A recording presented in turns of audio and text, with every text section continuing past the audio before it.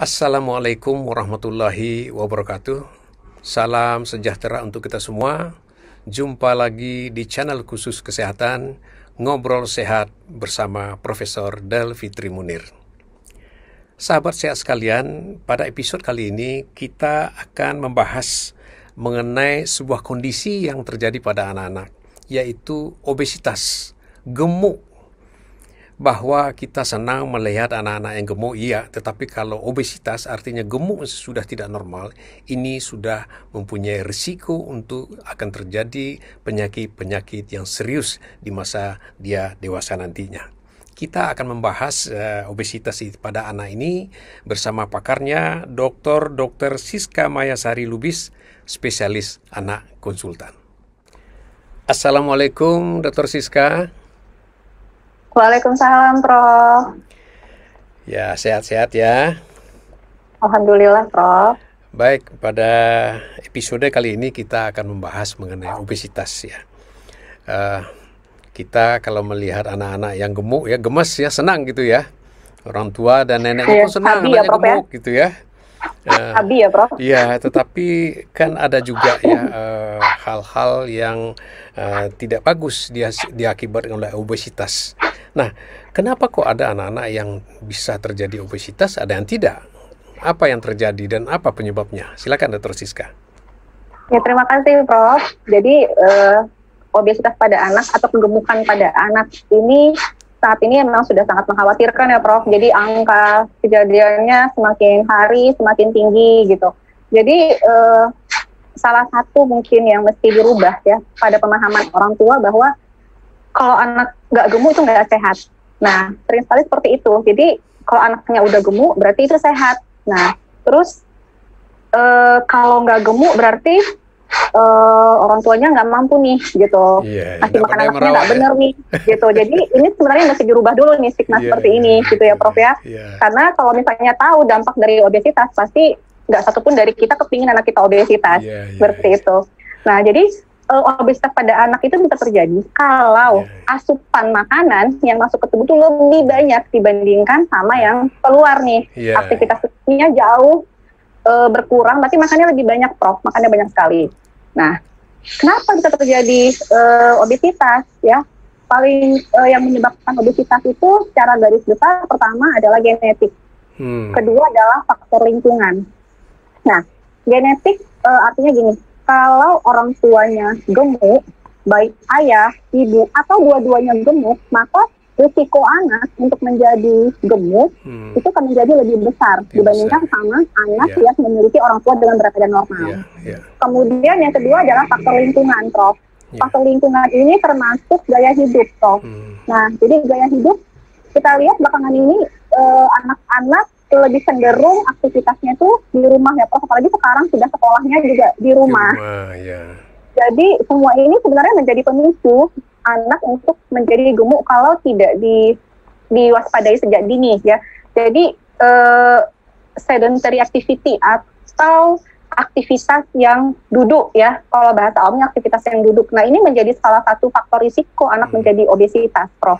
Misalnya sekarang kan kalau zaman kita dulu ya, Prof, kita tuh kan main kejar-kejaran, lompat tali, main apa yang lebih banyak aktivitas fisik ya, Prof. Kalau sekarang kan lebih ke gadget, buka handphone, komputer. Cemilan. Ya, jadi lebih ke apa ya, permainannya memang aktivitas anak-anak sekarang tuh lebih banyak duduk ya, Prof.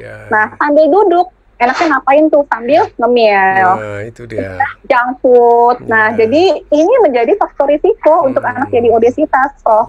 Belum lagi konsumsi makanan. Kan sekarang lagi suka tuh, Prof, makannya yang fast food. Gojek terus. Nah, tapi itu kan kalorinya tinggi sekali sebenarnya gitu loh. Jadi pola ataupun gaya hidup yang memang berubah ya, Prof. Jadi itu menjadi salah satu pemicu anak bisa menjadi gemuk. Iya, baik.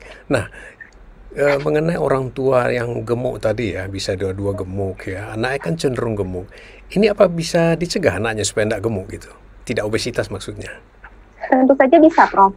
Jadi punya genetik orang tua gemuk tidak serta-merta anak pasti akan gemuk, Prof. Jadi kalau kita nih orang tua gemuk, kita bisa mencegah sejak dini, jangan sampai anak kita gemuk. Yang pertama, atur pola makan. Kedua, hilangkan mindset bahwa anak gemuk itu adalah anak yang sehat. Anak gemuk itu menggemaskan. Nah, itu mesti dihilangkan dulu mindsetnya oleh orang tua. Yang kita mau itu adalah anak kita itu berat badannya normal, sesuai dengan usianya. Itu yang target orang tua harusnya. Jadi, cegah sejak dini dengan pengaturan pola makan yang sesuai, kemudian aktivitas fisik, anak mesti bergerak ya Prof ya.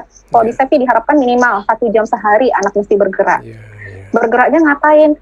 Nah ini tergantung pada anak, dia senangnya apa Prof. Jadi misalnya dia senangnya jogging, dia senangnya bersepeda, dia senangnya main bola, senangnya main basket. Ini kembali kepada anak supaya apa? Kalau dia senang melakukannya, maka dia akan happy mengerjakannya. Seperti itu. Nah, jadi itu adalah pencegahan yang bisa dilakukan Prof. Terus batasi main gadget, Prof. Batasi main gadget. Jadi main gadget itu usahakan paling banyak itu hanya 2 jam sehari, Prof. Ya, tapi sekarang mungkin susah karena kan sekolah di rumah ya, Prof. Dari pagi sampai siang anak-anak tuh duduk di depan di depan laptop atau di depan gadget. Nah, jadi kalau udah sekolah ya mungkin tidak ada pilihan lain ya, Prof, karena emang harus ikut kegiatan sekolah. Tapi setelah itu, setelah sekolah selesai, maka diharapkan batasi benar gadget yang lain gitu, Prof. Jangan misalnya sekolah, terus sambung main game, duduk lagi misalnya. Itu benar-benar harus diawasi oleh orang tua, Prof. Jadi upayakan ada aktivitas fisik minimal 1 jam sehari untuk anak, Prof.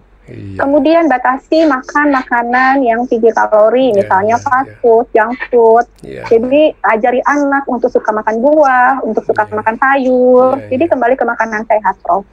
Baik. Lalu obesitas ya. Apa sih yang ditakutkan dengan obesitas ini? Apa penyakit-penyakit yang dipicu oleh obesitas?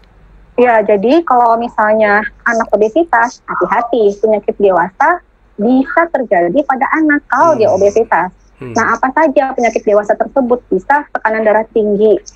Kita kan nggak mau ya, Prof, anak masih kecil, udah hipertensi. Kemudian diabetes mellitus tipe 2 atau sakit gula. Nah, ini bisa terjadi pada anak. Kemudian yang ketiga, kolesterolnya tinggi, Prof. Ya, bisa hiperkolesterol. Nah, kemudian apalagi dampaknya sebenarnya? Dampak yang bisa terjadi lagi, dampak psikologi, Prof.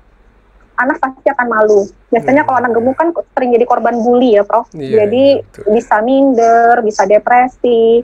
Kita nggak mau anak kita mengalami hal seperti ini karena kita mau anak kita itu hidup bermain dengan bahagia seperti itu, Prof. Kemudian hati-hati juga pada anak gemuk. Ini ada yang namanya obstructive sleep apnea, Prof. Jadi yang tiba-tiba lagi tidur, terus tiba-tiba bisa henti nafas sementara, kemudian bisa nafas lagi. Nah, ini hati-hati. Ini dampak yang perlu diwaspadai kalau anak kita obesitas, Prof. Iya, jadi memang berarti memang pendapat masyarakat ini bahwa anak gemuk itu lebih bagus, ini harus diperbaiki ini ya. Harus diperbaiki, Prof. Ya, dan satu lagi bahwa walaupun orang tuanya berbakat gemuk dua-duanya, anaknya bisa kita buat tidak gemuk ya. Bisa, Prof, dengan pencegahan sejak dini, Prof. Mungkin harus dirubah juga mindset ini, Prof. Kalau kayak kita kan kalau nggak makan nasi, nggak makan ya, Prof. Nah, itu dia. Jadi misalnya udah makan mie, oh belum makan nasi, habis itu makan nasi lagi. Belum makan. Jadi bisa double karbo. Nah, ini juga mesti ini, Prof, mesti dirubah kali ya, Prof. Jadi kalau misalnya mie sama nasi itu sama-sama sumber karbo gitu. Jadi nggak boleh berlebihan. Makan nasi, kentang goreng. Jadi kalorinya jadi banyak sekali kan, Prof. Jadi itu mesti dirubah juga, Prof. Baik. Sebenarnya. Dr. Siska, terima kasih atas keterangannya, sangat bermanfaat untuk masyarakat kita. Amin, Prof. Gemuk boleh, tapi obesitas jangan gitu ya. Ideal yang perlu kita tuju ya, berat badan anak-anak kita. Iya. Nggak boleh gemuk atau obesitas, Prof. Berat badan harus normal. Normal ya, ideal ya. Iya, Prof. Ya, terima kasih Dr. Siska. Semoga bermanfaat untuk masyarakat kita. Salam sehat. Wassalamualaikum warahmatullahi wabarakatuh. Waalaikumsalam warahmatullahi wabarakatuh, Prof.